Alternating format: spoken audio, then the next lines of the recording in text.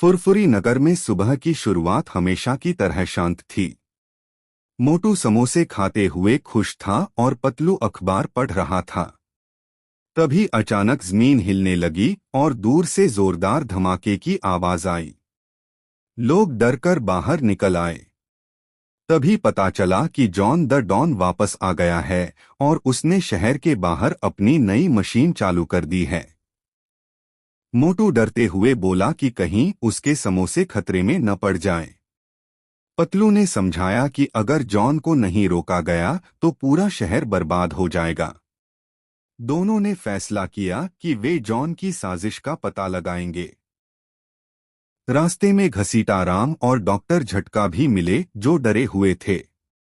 पतलू ने सबको हिम्मत दी और कहा कि वे मिलकर जॉन को रोकेंगे। दूर से धुआं उठता दिख रहा था और जॉन की हंसी पूरे इलाके में गूंज रही थी। मोटू और पतलू जॉन की मशीन के पास पहुंचे। वहां बड़ी बड़ी लोहे की दीवारें और अजीब आवाजें आ रही थीं। मोटू को भूख लगी तो उसने कहा कि पहले कुछ खा लिया जाए, लेकिन पतलू ने उसे रोका।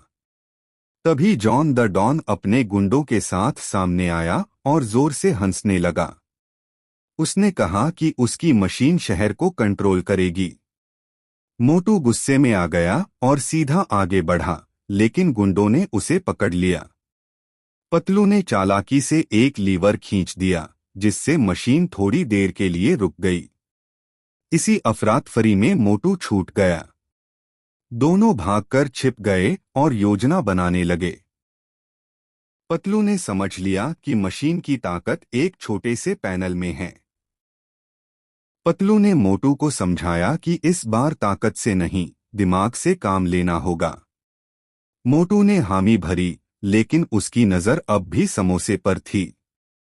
दोनों चुपके से मशीन के अंदर घुसे। अंदर तेज आवाज और रोशनी थी। जॉन को जैसे ही शक हुआ, वह भागता हुआ आया। मोटू ने उसे रोकने के लिए गुंडों को अपने पीछे दौड़ा लिया। उधर पतलू पैनल तक पहुंच गया और तारों को ध्यान से देखने लगा। जॉन चिल्लाया कि कोई भी उसकी मशीन बंद नहीं कर सकता।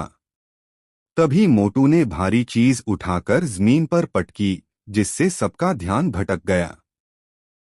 पतलू ने सही बटन दबाया और मशीन की आवाज धीरे धीरे बंद होने लगी।